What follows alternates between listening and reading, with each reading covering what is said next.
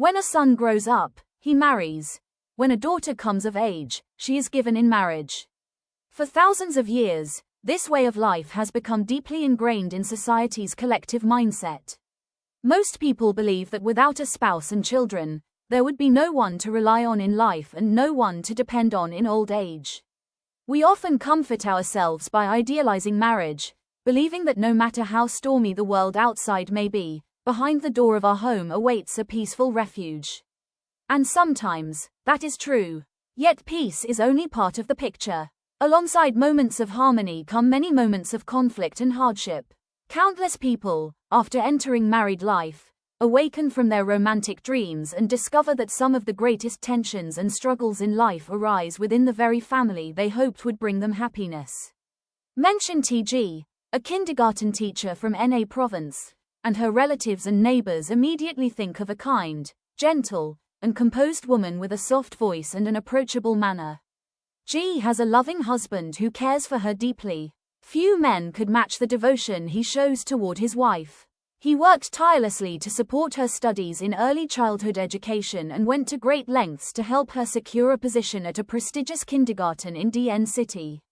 He was always worried about her health and comfort, taking care of her in every possible way. To outsiders, G's life seemed enviable. Many women could only dream of having such a caring husband. While others often complained about their marriages or returned to their parents' homes in tears, G herself admitted that her husband treated her exceptionally well. Yet every family has its own hidden sorrows. The better her husband treated her, the harsher her parents-in-law were toward her. More than once, the cruelty of her mother-in-law drove G to thoughts of suicide. When she was a young woman in her 20s, full of dreams and seeing life through rose-colored glasses, G met a handsome journalism student. After graduation, he became a journalist with a stable job and steady income, making him a source of pride for his family. In contrast, G's career was unstable. Her work lacked security, her income was irregular, and her family was poor. Because of this difference in social and financial status, her future in-laws strongly opposed their relationship from the beginning. They believed the two were not a suitable match and even threatened to disown their son if he insisted on marrying her, despite the fact that G was already pregnant. I'm sorry, Mom. I know I'm being unfilial, but I hope you and Dad can accept G. She is the woman I've chosen. I can accept being disowned, but I cannot abandon my wife and child. The young man spoke with a choked voice, torn between his parents on one side and his wife and child on the other, a heartbreaking dilemma for any responsible husband and son. Seeing their son's determination, his parents were furious. Yet in the end, they reluctantly accepted the marriage. However, after the wedding, all their resentment was directed toward G. They openly disliked her and repeatedly reminded her that they had accepted her only because she was carrying the grandchild. To her mother-in-law especially, G was like a thorn in her side. Every word she spoke was either bitter criticism or a harsh insult directed at G and her family. For years, G lived under her mother-in-law's hostility. There were even times when her mother-in-law urged her son to divorce her. Yet G never complained or argued back. Whenever she was insulted, G would simply smile gently, wearing an innocent expression. Eventually, her mother-in-law exclaimed, "No matter whether I'm right or wrong, this girl just smiles. I scold her to her face, and she still smiles. She's so gentle that she's almost foolish." It was not that G failed to understand the bitterness behind her mother-in-law's words. Rather, she understood her husband's suffering, caught between his mother and his wife. So she endured it, hoping to spare her husband from having to choose sides. But everyone has limits. Many times, G felt overwhelmed by injustice and despair. She wished she could simply die and end her suffering. Whenever these feelings arose, she would retreat to her room and lock the door. Placing one hand gently on her growing belly, as if comforting her unborn child, she buried her face in a pillow and cried. These were not loud sobs of emotional release, but silent tears flowing down the cheeks of a thoughtful, sensitive, and understanding young woman. Perhaps it was her husband's sincere love and support that kept her going and gave her the strength to endure the bitter days in that house. Ji's mother-in-law not only despised her daughter-in-law but also openly looked down on Ji's parents. Once or twice a year, despite their financial difficulties, Ji's parents would arrange a trip to visit the daughter and grandchild. Although money was tight, Ji still tried to give her parents a small amount, 500,000 to 1 million dong, as a gesture of filial respect. One day, as Ji was giving money to her parents, her mother-in-law walked by, looked him up and down at their worn clothes and old shoes, and sneered. "So this is what it's all about. You've come here just to ask my son for money." After saying this, she walked away. Hearing such cruel words, Ji's parents were deeply hurt and embarrassed. They had only just arrived but quickly made excuses to leave. Ji's husband felt ashamed. He lowered his head and stared at the ground, wishing he could disappear. As for Ji, her heart ached. It was one thing for her to endure humiliation herself, but now her parents had become victims as well. Why has conflict between mothers-in-law and daughters-in-law remained such a persistent issue throughout history? There are many reasons. First, there is the inherent tension between two women from different generations, strangers with different values and life experiences, who are bound together under one roof. Another factor is that some parents interfere too deeply in their children's private lives. They want to make decisions on their children's behalf, believing they know what is best. Although their intentions may be good, such interference often creates lasting unhappiness. Society itself also promotes ideas that can be harmful, such as the notion of being well-matched in social and economic status. In Ji's case, this belief became a major source of conflict and suffering. These are only the visible causes. Beyond them lies the subtle yet powerful influence of the law of cause and effect, which continuously shapes family relationships. And according to the story, this is the root cause. Unable to find a solution, Ji was consumed by questions. Why had her life turned out this way? What had she done to deserve such suffering? And what could she do to change her circumstances? She felt as though she had reached her limit. Everything inside her was stretched to the breaking point, like an overinflated balloon ready to burst. These thoughts haunted her constantly. Although she was not a devout Buddhist with years of practice, Ji felt she had a natural affinity with Buddhism. Each night before bed, she would recite the names of Amitabha Buddha and Ksitigarbha Bodhisattva. She revered them as compassionate protectors who watched over her. One evening, as she sat in her room with her hands folded in prayer, she sincerely wished to understand the reason behind her suffering. She prayed for insight into her past life and asked for guidance to help her understand why her present life had become so difficult. As she continued reciting the Buddha's name and pondering these questions, exhaustion overtook her, and she drifted into sleep without realizing it. Then, strange scenes began to appear before her, like a series of rapidly unfolding images. Yet unlike ordinary dreams, they were neither vague nor chaotic. Everything felt vivid, logical, and remarkably real. "Help! Help!" Before the cry could fully escape her lips, a large, powerful hand covered her mouth. It was Ji. In a previous life, she was the daughter of a wealthy landowning family. Having reached marriageable age, her parents had already arranged a socially appropriate match for her, the son of another wealthy family in the neighboring village. It was a traditional arranged marriage, in keeping with the customs of the time. Although both families approved of the arrangement, Ji herself felt no affection for the man and accepted the engagement only out of obedience.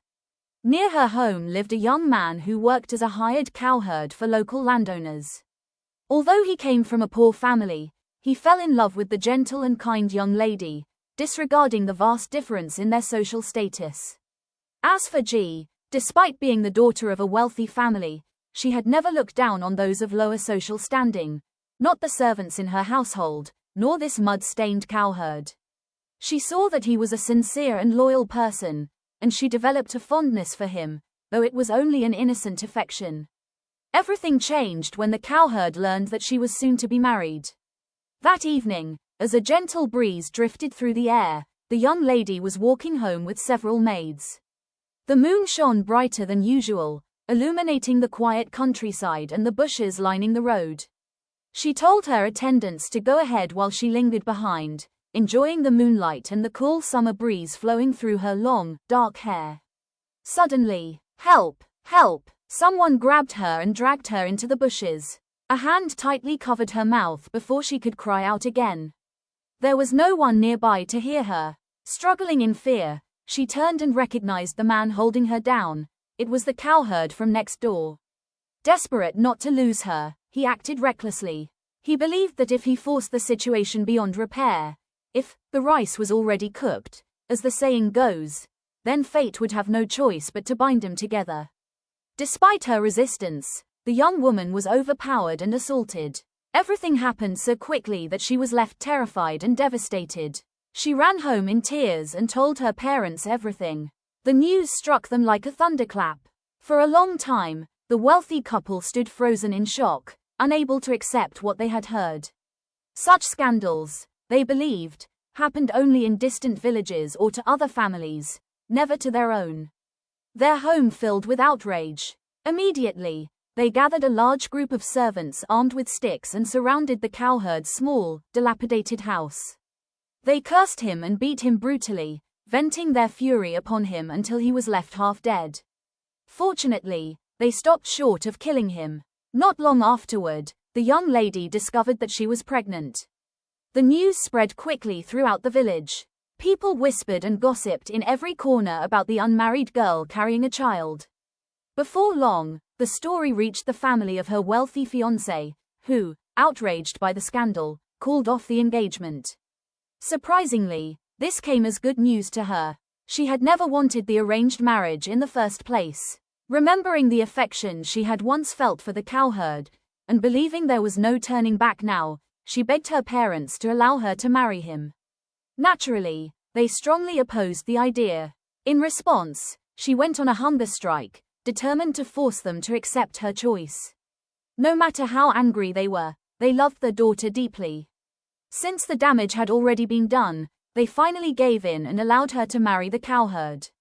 They built the couple a small house some distance away, insisting that they live independently rather than with her parents. This arrangement also helped ease the gossip among neighbors and villagers. One day, while visiting their daughter, her parents saw her slipping a few coins into her mother-in-law's hand. Without asking any questions, the landowner's wife rushed over, snatched the money away, threw it onto the ground, and stepped on it. She then unleashed a torrent of insults and contempt upon the cowherd's mother, her reluctant in-law. Knowing her own humble status, the older woman lowered her head and remained silent. But inside, her heart burned with resentment and curses. Seeing this, the young woman feared that her parents, already suffering because of her, would create even more negative karma by harboring hatred toward her mother-in-law. So she made a vow: she would bear the consequences of her parents' actions herself. At that moment, Ji suddenly awoke from her vivid dream of a past life. She realized that the cowherd from that lifetime was her loving husband in the present. Her current mother-in-law was the same mother-in-law from that past life. Her own parents were the same as well. The only difference was that their social and financial circumstances had been reversed. Just as the cowherd had loved her deeply in the past, her husband loved her deeply in this life. Moreover, because his actions had once brought shame and suffering upon her and her family, he now cared for her devotedly, as though repaying a debt. Meanwhile, the hostility between her mother and mother-in-law had carried over from the past. The law of cause and effect had simply reversed their roles, from those who once looked down on others to those who were now looked down upon. Many people mock and belittle others to satisfy their own pride or simply for the temporary pleasure of speaking hurtful words. They assume that such remarks are insignificant, that once spoken, they are forgotten and leave no lasting consequences. In reality, however, the impact can be far more serious than we imagine. Sometimes, a single cruel comment is enough to shatter someone's spirit, affecting their thoughts, emotions, behavior, and even the course of their life. Words of contempt are intended to diminish others in order to elevate oneself. They are entirely different from sincere, constructive criticism offered with good intentions to help someone improve. According to the Buddhist perspective presented in this story, Speaking words of ridicule and contempt creates negative karma through both thought and speech. And what is the consequence? The law of cause and effect states that the way we look down upon others is the same way we ourselves will eventually be looked down upon. This, the story suggests, was the karmic debt Ji's parents were repaying in their present life. In her previous life, Ji herself had no conflict with her mother-in-law. However, because she had vowed to bear the consequences of her parents' actions, she inherited much of that karmic burden in this lifetime. She was born into a poor family and, after marriage, endured contempt and harsh treatment from her mother-in-law. This past life experience provided Ji with a clear and powerful explanation for her suffering. As a result, she developed greater understanding and compassion for her mother-in-law. She began to accept her difficulties with more calmness and peace because she believed she had discovered their root cause, a karmic debt that needed to be resolved. But how could it be resolved? Around October 2021, Ji gathered the courage to share her story and her dream with a spiritual mentor. The mentor advised her that the quickest way to resolve this karmic debt was to accumulate merit and dedicate it to her creditor, in this case, her mother-in-law, through the teachings of an article entitled, Karmic Bonds and How to Repay Them. After reading it, Ji felt as though she had awakened to a new understanding. Determined to apply its principles wholeheartedly, she began reciting the name, Namo Amitabha Buddha, 108 times each day and chanting the Ksitigarbha Sutra, dedicating the merit to her mother-in-law. She continued this practice diligently over a long period of time. Anyone who regularly chants sutras understands the perseverance such a commitment requires. At the same time, she made a conscious effort to understand and care for her mother-in-law more deeply. When scolded or insulted, she still smiled, but no longer out of forced endurance. Instead, she tried to understand her mother-in-law's feelings, letting go of resentment and cultivating compassion. As a result, her own heart became lighter. She even encouraged her husband to spend more time caring for his mother. Eventually, her efforts began to change the situation. Remarkably, after a period of dedicating merit and repaying this karmic debt, her mother-in-law gradually became less harsh. The insults became less frequent and eventually disappeared altogether. Deep inside, her mother-in-law began to realize that Ji was an exceptionally rare daughter-in-law. Despite years of criticism and mistreatment, Ji had remained patient, kind, and considerate. Gradually, her mother-in-law's resentment transformed into affection, and that affection continued to grow. For Ji, this change brought indescribable joy. At last, her efforts had borne fruit. When we encounter unfairness in life, we often complain that the world is unjust, blame those who have mistreated us, or wish we had never met them. Yet, according to the message of this story, everything unfolds according to the law of cause and effect. Nothing happens without a reason. Every event has its causes and conditions. No one enters our lives by chance. If we meet someone, there is a karmic connection from the past. If that person profoundly affects our lives, then beyond affinity, there is also a debt to be repaid. These encounters, the story suggests, are arranged by the law of cause and effect according to the bonds and grievances we have created over many lifetimes. Because of this, certain experiences are unavoidable. We cannot simply run away from them. For this reason, marriage, and many other relationships, cannot be forced into existence, nor can they always be abandoned at will. Parents cannot truly decide whom their children should marry, nor can individuals always choose relationships solely according to personal preference. What we can change is not the past, but our actions in the present. We can strive to treat every relationship that comes into our lives with kindness and sincerity, whether it brings joy or hardship. We can skillfully resolve the karmic conflicts carried over from the past while planting seeds of goodness through compassion, generosity, and love toward all beings. By doing so, we create the conditions for a brighter future. The one who truly understands the law of cause and effect, the story concludes, gains the wisdom and ability to shape their own destiny.